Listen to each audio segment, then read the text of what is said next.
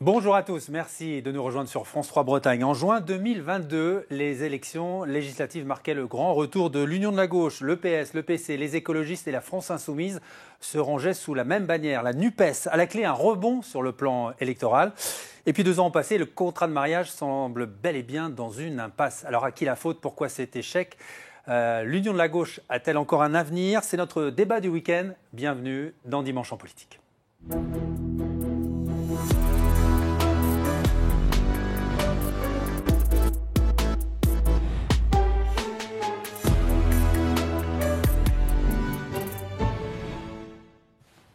NUPES, le divorce, c'est le titre de notre émission aujourd'hui. Pour nous accompagner ce week-end, 3 invités en duplex du Finistère. Pierre-Yves Cadalin, le coordinateur de la France Insoumise à Brest. Merci d'être avec nous. Sur notre plateau à Rennes, Laurence Pioux, porte-parole d'Europe Écologie Les Verts en Bretagne. Et à vos côtés, Antoine Ravard, le premier secrétaire du Parti Socialiste dans les Côtes-d'Armor. Merci à tous les 3 d'avoir accepté ce débat. Pour commencer, pour planter un peu le décor de ces débats, un petit rappel des faits. 3 dates importantes. Le 18 octobre dernier, les militants socialistes votaient pour un moratoire sur l'alliance entre les différents partenaires de gauche. Au même moment, Marine Tondelier, première secrétaire nationale d'Europe Écologie Les Verts, proposait pourquoi pas un changement de nom pour la NUPES. Et puis, il y a 15 jours, Fabien Roussel, le premier secrétaire du Parti communiste, annonçait que le Parti communiste, justement, rompait définitivement avec la France insoumise. Je voudrais faire un premier tour de table et avoir votre sentiment assez rapide sur l'avenir, sur ce que vous disent aujourd'hui aussi les militants sur le terrain, sur l'avenir de la NUPES. Est-ce que c'est un enterrement de première classe annoncé ou est-ce que le corps de cette alliance bouge encore? Qui veut commencer? Laurence Pioux. Alors déjà, le titre de l'émission, le divorce, en fait, l'union de la gauche et des écologistes, pour moi, elle n'est pas morte. En fait, la NUPES, c'était un accord électoral qui s'est fait suite au présidentiel et qui a permis l'élection de nombreux députés qui ont travaillé longtemps dans l'intergroupe. Je crois que ce n'est pas mort, même si ça ne porte pas le nom de la NUPES. Ça se vit encore sur les territoires, dans des manifestations communes, dans des communautés de presse communes, dans des rencontres avec les militants. Donc je crois que non, peut-être que la partie émergée de l'iceberg pourrait dire qu'il y a rupture, mais je ne pense pas. Pierre-Yves Cadalin, même sentiment à Brest, sur le terrain. Vous sentez que cette union de la gauche est encore vivante? Mais ce qui est important sur le terrain, c'est de bien voir qu'il y a une nécessité absolue, c'est de répondre aux besoins pressants que la population ressent avec l'inflation, avec la compression des salaires, et que de ce point de vue-là, vous parliez d'un divorce, et bien pour qu'il y ait un divorce, il faut qu'il y ait un contrat de mariage. Quel était le contrat? Le programme partagé. Et le programme partagé de la NUPES, il est toujours sur la table. Quiconque souhaite le défendre, eh bien, est bienvenu pour le défendre, pour défendre le blocage des prix, l'augmentation du SMIC, la retraite à 60 ans ou encore la 6e République. Donc c'est à partir de ce que nous avions appelé le gouvernement par les besoins qu'il faut continuer à travailler d'arrache-pied pour les citoyens, pour les gens, pour ceux pour quoi on se bat en politique. Antoine Ravard, le Parti Socialiste vote un moratoire, une mise entre parenthèses, on va dire, de cette alliance. En général, quand on fait une pause dans un mariage, ça sent mauvais, non? En tout cas, le moratoire est toujours d'actualité. Ouais. Mais avant de répondre plus précisément, moi, je veux rappeler le contexte. Quand on fait un moratoire, après avoir fait effectivement une alliance qui était nécessaire, qu'il fallait faire l'année dernière, il faut rappeler les raisons. Les raisons, elles sont très simples. C'est que le 7 octobre dernier, il y a eu un crime terroriste sans précédent commis par le Hamas en Israël. Une atrocité rarement vue depuis longtemps. Et face à ça, les responsables de gauche, s'ils veulent gouverner, ils doivent parler avec clarté. Ça n'a pas été le cas ni de Jean-Luc Mélenchon, ni de certains de ses amis. C'est dans ces conditions qu'on a décidé de suspendre notre participation à la NUPES. Ce qui n'enlève pas la nécessité de l'union de la gauche pour demain. Alors on va en parler justement. L'amour dure 3 ans. Ça, comme l'a si bien écrit Frédéric Becbédé, mais pour la NUP, ça aura été visiblement moins long. Ça fait plusieurs mois qu'il y a des signes qui ne trompent pas, qu'il y a un peu de friture sur la ligne, on va dire. La réforme des retraites, l'affaire Quatennens, les émeutes urbaines, mais finalement le coup de grâce est venu de l'actualité internationale avec la polémique autour du Hamas. On regarde ce sujet signé Alexandre Pérou et je vous fais réagir ensuite. La gauche n'en finit plus de se déchirer. Dans une alliance, on se fait respecter. Voilà, les uns et les autres. La France insoumise refuse toujours de qualifier de terroristes les attaques du Hamas contre Israël. De quoi tirer les critiques, y compris des propres alliés de Jean-Luc Mélenchon, comme François Ruffin. Pas de pudeur de gazelle. On doit mettre des mots forts sur des actes horribles, sinon notre parole est discréditée. Le leader insoumis enchaîne les prises de position polémiques, attaquant même parfois ses propres alliés. Pour les communistes, les écologistes et les socialistes, une ligne rouge a été cette fois franchie. La NUPES est au bord de l'implosion. J'ai exprimé mon dégoût, mais je vais vous dire, si tous les dégoûtés s'en vont, il ne restera que les dégoûtants. Vraiment, c'est encore une fois une manière de mettre un coup de canif dans le contrat qui nous unissait jusqu'à maintenant. Des prises de position parfois sévères que les insoumis, eux, voient comme une manœuvre. Si maintenant ils cherchent à instrumentaliser un conflit international pour clarifier cette situation, je pense qu'ils font une erreur et qu'ils se trompent. Pourtant, depuis déjà plusieurs semaines, les points d'achoppement se multiplient. Europe, élection sénatoriale, comparaison de Fabien Roussel à un collaborationniste. De quoi interpeller les militants de gauche comme ces socialistes parisiens, sous le feu des critiques des électeurs. Et que faites-vous là? Vous vous êtes fait avoir, bien manipulé. Il est très intelligent, Mélenchon. Oui. Après les propos sur le Hamas, l'alliance de la gauche doit désormais se faire sans les insoumis, selon eux. Il y a eu du bon, ça a pu servir à un moment, mais aujourd'hui, je trouve qu'elle n'est plus d'actualité.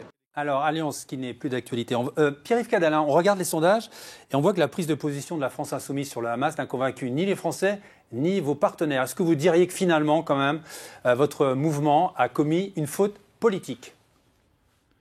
D'abord, je ne peux pas laisser dire que nous n'avons pas été clairs. Nous avons fermement condamné les crimes de guerre commis par le Hamas et nous souhaitons, parce que le conflit israélo-palestinien est une situation complexe depuis bien longtemps. Mais est-ce que pour nous vous, souhaitons le mouvement Hamas qu'il y ait les conditions de la justice. Et pour la justice, il faut que les crimes de guerre puissent être jugés devant la Cour pénale internationale. Que tous les crimes de guerre y soient jugés. Et nous avons défendu deux principes inlassablement depuis un mois et demi. D'ailleurs, les autres forces de la NUPES nous ont rejoints. Le cessez-le-feu permanent, et que la France œuvre pour la médiation, pour la diplomatie, comme c'est sa grande tradition diplomatique d'une part. Et d'autre part, le principe d'humanité. Toutes les vies humaines se valent. Et je le dis d'autant plus fortement qu'aujourd'hui, puisque nous enregistrons vendredi, eh bien, les bombardements ont repris à Gaza. Et c'est terrible. Et cela doit nous interpeller toutes et tous dans notre humanité. Pierre-Yves Cadalin, je n'accepte pas je dis juste que je n'accepte pas qu'on instrumentalise un conflit international de cette ampleur pour régler des comptes et des querelles qui semblent aux gens des querelles de boutiquiers. Il faut être à la hauteur de la situation. Merci, on laisse parler vos partenaires. Merci, Antoine Ravard. Est-ce que les explications de Pierre-Yves Cadalin vous satisfont ? Absolument pas. D'ailleurs, je crois tout dans l'intervention de M. Cadalin montre le problème de fonctionnement de la France insoumise. C'est qu'il faut arrêter de se croire le centre du monde.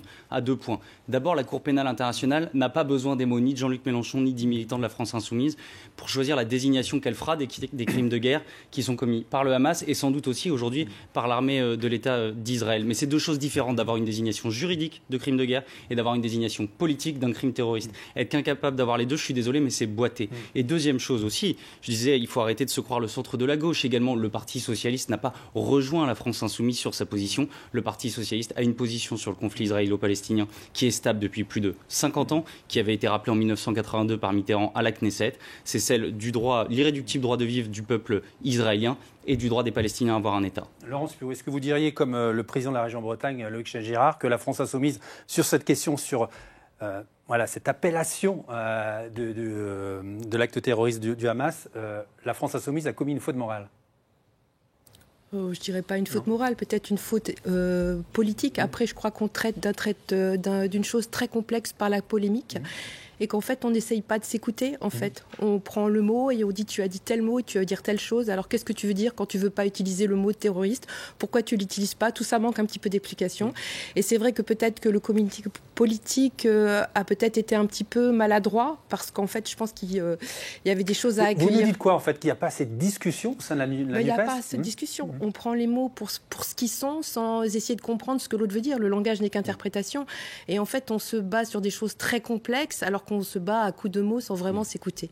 C'est ce qui me pose un petit peu problème. Pierre-Yves Cadalin, visiblement, et c'est un reproche que font pas mal de militants aussi et d'élus insoumis, ce manque de débat, ce manque d'explication, que ce soit au sein de la France insoumise ou au sein même de la NUPES. Il n'y a pas d'instance pour débattre, pour discuter justement de ces prises de position. Qu'est-ce que vous en pensez ? Alors, d'un côté, nous avions proposé d'emblée un groupe commun à l'Assemblée nationale, mais permettez-moi d'abord de dire que nous avons qualifié les actes commis par le Hamas d'actes de terreur et nous n'avons pas de problème à dire que ce sont des actes terroristes. En revanche, d'utiliser le mot organisation terroriste et donc de verser dans une théorie du choc des civilisations et donc de polariser, comme le fait d'ailleurs Benjamin Netanyahou, cette guerre comme une guerre entre, dit-il, le peuple des Lumières et le peuple des Ténèbres, eh bien, ne permet pas de réunir les conditions de la paix. Ce n'est pas seulement la France insoumise qui le dit, c'est Dominique de Villepin, ce sont des experts comme Bertrand Badi, Ronnie Broman, des associations juives pour la paix, tous ceux qui appellent d'ailleurs et qui manifestent ces dernières semaines pour qu'enfin la paix advienne. Pour ce qui est de la NUPES, eh bien, nous avions proposé d'emblée des assemblées locales de discussion. Ici, à Brest, nous avions essayé d'en former une, et malheureusement, les uns les autres ne le souhaitaient pas. Quant au débat, bien entendu, je vous rassure, il y en a dans notre groupe parlementaire. Je le sais particulièrement bien car je les suis moi-même, étant attentif à la situation et au développement politique de notre mouvement.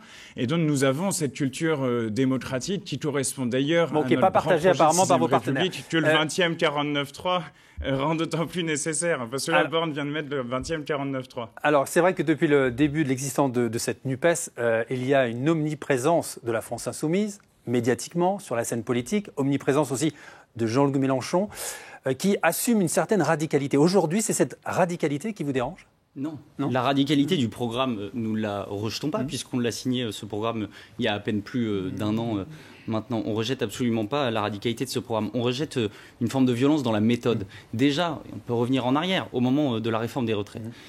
Tout dans le débat sur la réforme des retraites aurait dû profiter à la gauche. Les syndicats de travailleurs en France ont des dizaines de milliers de nouveaux adhérents. Les partis politiques de gauche, depuis la réforme des retraites, n'ont pas augmenté d'un point dans les sondages. C'est l'extrême droite qui en a gagné entre 7 et 8. Pourquoi ? Parce que, alors que l'ensemble des groupes parlementaires de la NUPES, comme vous le dites, Monsieur Cadalin, ils avaient discuté, ils étaient tous tombés d'accord pour débattre, pour ne pas faire d'obstruction parlementaire, pour ne pas tomber dans la violence face au gouvernement. Tous les groupes, y compris le vôtre, celui de la France Insoumise, en un tweet de Jean-Luc Mélenchon, c'est le 49.3 de Jean-Luc Mélenchon, ça, le tweet, il a mis fin à cette stratégie et validé une stratégie de l'obstruction et de la bordélisation du débat que moi je regrette parce qu'elle a brouillé le message de la gauche et elle a empêché les partis politiques de gauche d'incarner la volonté des Français sur cette réforme des retraites. Quand on parle de brouiller le message, du côté d'Europe Écologie Les Verts, vous avez très tôt dit nous on ira seuls aux élections européennes. Est-ce que ce n'est pas une manière aussi de planter un couteau dans ce contrat aussi ? Mais non, je crois qu'en fait, le scrutin des européennes, c'est un scrutin proportionnel intégral. C'était l'occasion pour nous d'offrir toutes les palettes de la gauche. C'est-à-dire que je pense qu'il y a beaucoup d'électeurs qui ont souffert quand même du vote utile depuis certaines élections et que là, ça permettait de s'exprimer. Mais vous avez vu les sondages, là. Vous avez vu les sondages. Si vous partez tous seuls, là... Mais si on ajoute après toutes les voix de la gauche, peut-être qu'on sera plus puissant que si on avait fait une liste unique. Je pense qu'il y a des gens, par exemple, c'est des choix de stratégie politique. Chez Europe Écologie Les Verts, tout le monde n'était pas d'accord pour partir de manière séparée. Il y a eu un vote démocratique. Et je pense que c'est c'est dans l'ADN d'Europe Écologie Les Verts d'aller aux européennes. On part toujours de très bonne heure et on a une excellente candidate, Marie Toussaint, pour porter la tête de liste. Et ce serait dommage. Après, peut-être que voilà, c'est des choix de stratégie politique. Et que je pense qu'on ne peut pas mener une liste d'union quand on n'a pas vraiment pris le temps de se mettre d'accord, alors sur le programme, mais sur peut-être un récit, un projet et sur des manières de fonctionner, parce qu'on a tous des cultures politiques différentes. Pierre-Yves Cadalin, le 7 décembre prochain, il y a un grand meeting commun entre toutes les forces de gauche, notamment autour de la loi sur l'immigration. Vous dites quoi ? Il faut peut-être faire un monde honorable. On voit que c'est encore possible de se réunir autour de certains votes, autour de certaines réunions publiques. À nous de mettre un peu d'eau dans notre vin ? Faire un monde honorable, je ne vois pas très bien de quoi il s'agit, mais en revanche, déjà dès hier, je note que la proposition de loi de la France Insoumise pour qu'il y ait un guichet physique dans tous les services publics, quand vous avez besoin pour les impôts, les droits sociaux, le RSA, les APL, cette proposition a été adoptée en première lecture à l'Assemblée nationale. Les députés de l'ensemble de la NUPES l'ont voté et je m'en réjouis. C'est-à-dire qu'il est possible de mener des batailles ensemble. Et effectivement, par rapport au projet de loi réactionnaire du ministre de l'Intérieur Darmanin sur l'immigration, nous nous retrouverons, bien entendu. Moi, je regrette qu'aux européennes, nous n'ayons pas une liste commune. C'était le souhait d'ailleurs des jeunes de la NUPES qui avaient formulé un programme commun. Parce que si nous y allons tous ensemble, nous pouvons être en tête au soir du premier tour. Et c'est, d'une certaine manière, une nouvelle perspective politique qui s'ouvre dans le pays. Donc, je regrette cela parce qu'il me semble que cela relève d'un certain sectarisme et de calcul un peu petit bras, si vous voulez. Mais nous sommes toujours là avec la stratégie de l'Union populaire, avec l'idée qu'il est possible de l'emporter et au service des gens. Alors, j'en profite d'ailleurs pour dire que je soutiens la grève aujourd'hui à France Télévisions qui est menée pour qu'il y ait des postes, des moyens dans notre service public. On est dans la sortie de grève, justement. On est dans la sortie de grève. Pierre-Yves Cadalin. Oui, je soutiens les revendications parce que c'est encore en négociation. J'ai pris mes informations. On va se projeter un peu dans l'avenir. Bon, on a parlé des élections européennes. Il y a d'autres échéances importantes, notamment la présidentielle de 2027. Je vous propose d'écouter justement le premier secrétaire national du Parti communiste, Fabien Roussel. Pour la présidentielle de 2027, il voit bien un ticket commun entre les différentes composantes de gauche, à une exception près. Écoutez-le bien. Je dis à Jean-Luc Mélenchon, vas-y, sois candidat en 2027. J'ai aucun souci avec ça. Voilà, c'est quoi entre vous? Un conflit de personnes? C'est un conflit de personnes entre vous deux? Il veut y aller, ils disent qu'ils sont les plus forts, pas de problème. Pour ma part, moi, j'ai un combat aujourd'hui. L'inflation, la vie chère, et Olivier, vous posez une question. Mobilisé que là-dessus. Et ensuite, pour les élections de 2027, je redis que la gauche que je souhaite incarner avec d'autres, nous souhaitons qu'elle puisse vivre et présenter son projet aux Français. Et c'est comme ça que nous allons reconquérir les classes populaires, les abstentionnistes, et je souhaite pouvoir le faire. Alors justement, Patrick Kanner, le président du groupe PS au Sénat, ne dit pas autre chose. Hein. Il dit qu'il faut reconstruire une autre union de la gauche. Vous êtes sur cette ligne là aussi? C'est-à-dire que, voilà, pourquoi pas l'union de la gauche, mais finalement sans la France insoumise? Je crois que pour faire l'union, il faut commencer par pas dire c'est l'union sans un tel ou sans un tel. L'union de la gauche, c'est un long combat. Moi, je suis favorable à l'union de la gauche pour 2027. Mais l'union de la gauche, c'est pas uniquement une personne en fonction du résultat à une élection dans laquelle, par ailleurs, je rappelle qu'à la présidentielle 2022, il y avait aussi eu du vote utile. Donc le résultat ne reflète pas forcément l'ensemble du rapport de force. Il ne peut pas y avoir de diktat dans une union. Il faut construire les nouvelles bases, construire une nouvelle méthode et effectivement aboutir à une candidature commune en 2027. Et moi, je pense, comme Fabien Roussel, je crois que Jean-Luc Mélenchon, à cause de cette attitude, ne peut pas être le candidat de l'union de la gauche, ne peut pas être le candidat victorieux de l'union de la gauche, néanmoins. S'il a envie, une quatrième fois, d'y aller pour participer à des plateaux télé, à des débats et au final être éliminé au premier tour, très bien pour lui, mais ça fait du mal à la gauche. Il avait, après les élections présidentielles et dans le cadre de la NUPES, l'occasion d'être le moteur de l'union de la gauche. À ce moment-là, il avait l'occasion d'être le moteur. Il a choisi d'être le frein de cette union de la gauche en la jouant perso. Transition toute faite justement pour regarder le dessin de la semaine que nous a préparé Loïc Schwartz. On voit des partenaires de la gauche là, qui s'en vont et qui laissent un peu Jean-Luc Mélenchon accrocher un arbre. Laurence Piou, c'est un peu ça aussi l'idée aussi, finalement, l'union de la gauche, mais tout sauf Jean-Luc Mélenchon. C'est lui le maillon faible aujourd'hui?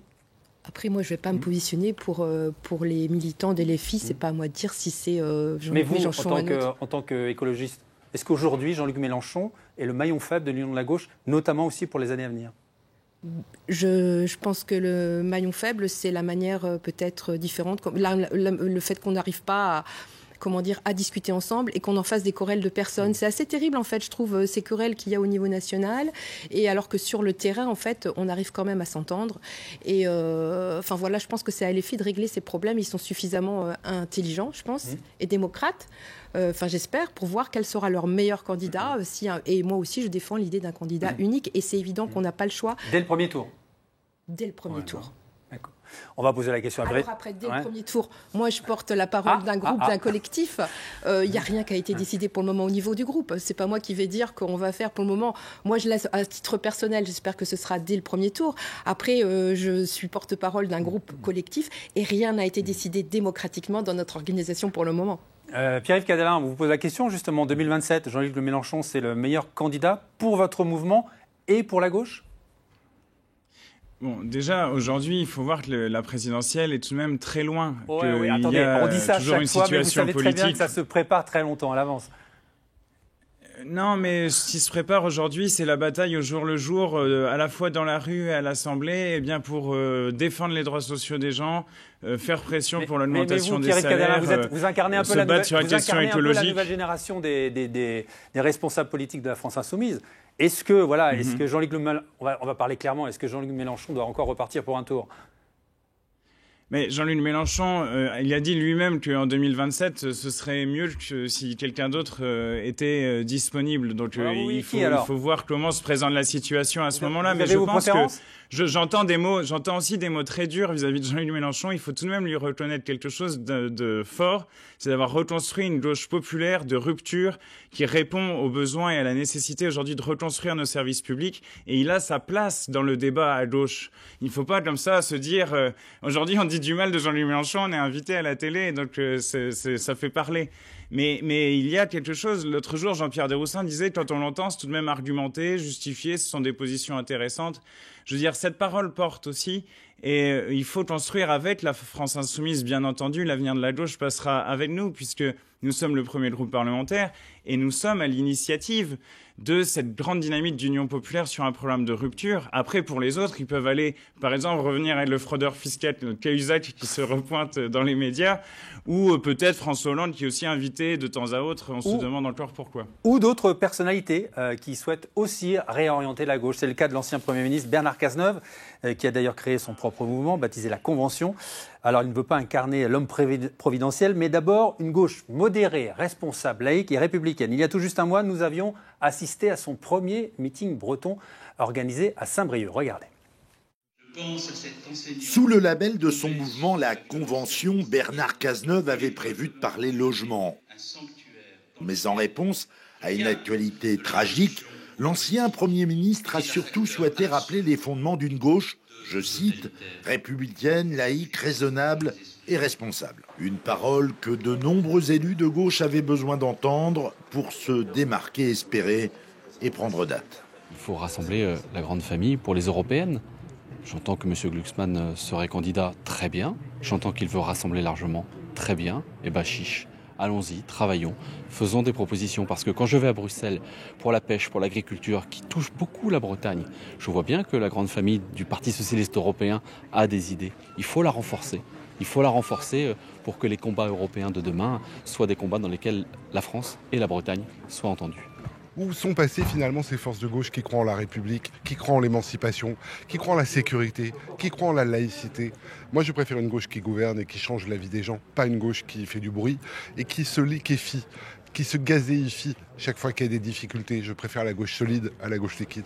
Bernard Cazeneuve n'a pas encore endossé le costume de l'homme providentiel, mais entend clairement poser les bases d'une alternative possible. Moi, j'appelle aujourd'hui au rassemblement des socialistes qui doivent se remettre au cœur de la gauche, en faisant le bilan des erreurs qu'ils ont pu commettre, mais en se rassemblant pour faire en sorte que la gauche ait une chance de constituer une alternance à l'actuel pouvoir et permettre d'éviter le Rassemblement national. Voilà, c'est tout. Un message qu'il veut s'empresser de relayer région après région pour redonner une chance à son camp en vue des prochaines consultations.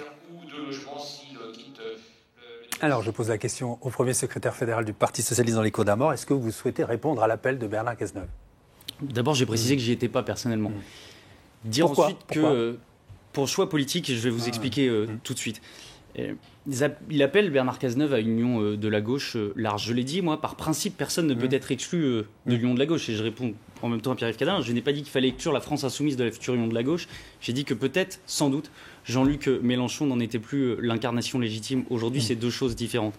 Pour Bernard Cazeneuve, j'entends la volonté de rassemblement. J'ai du mal à comprendre la logique de vouloir rassembler quand on commence par quitter le parti dans lequel on est depuis 30 ans.